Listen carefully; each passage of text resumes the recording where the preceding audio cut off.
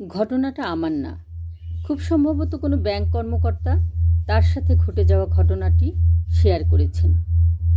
লেখাটা যখন আমার সামনে এলো, লেখাটা পড়ে মনের অজান্তে বুকটা ভারী হয়ে গেল। মনে হচ্ছে গলার কাছে কি যেন একটা আটকে আছে। আল্লাহ তাআলাকে বললাম, এমন সন্তান যেন কোনো বাবা মার না হয়। ভাবলাম আপনাদের সাথে শেয়ার করি। আমি পড়ছি লেখাটা। ছেলে ইমোতে মেসেজ পাঠিয়েছে, বাবা আপনার নামে 20,000 টাকা ছেড়েছি, এই টাকা দিয়ে আপনি ডাক্তার দেখাবেন, ফল কিনে খাবেন।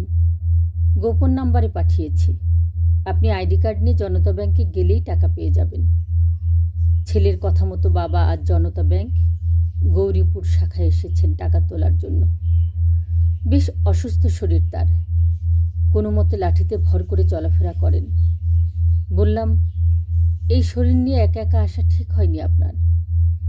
তিনি জানালেন, সাথে আসার মতো কাউকে পাননি বলে কষ্ট করে একাই এসেছেন।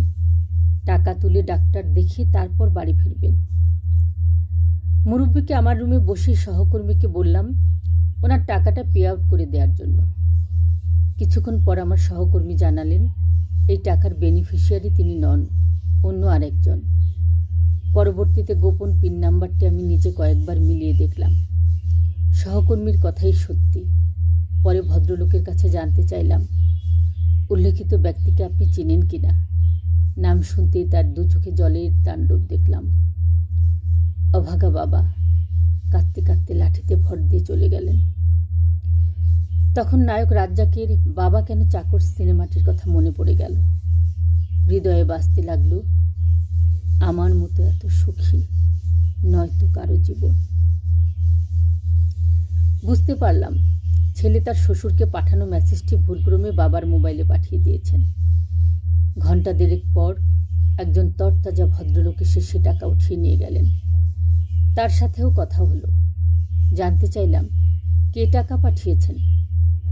মাঝবয়সী ভদ্রলোক জানালো, আমার জামাই, নবীর দেশে থাকে, খুব ভালো ছেলে।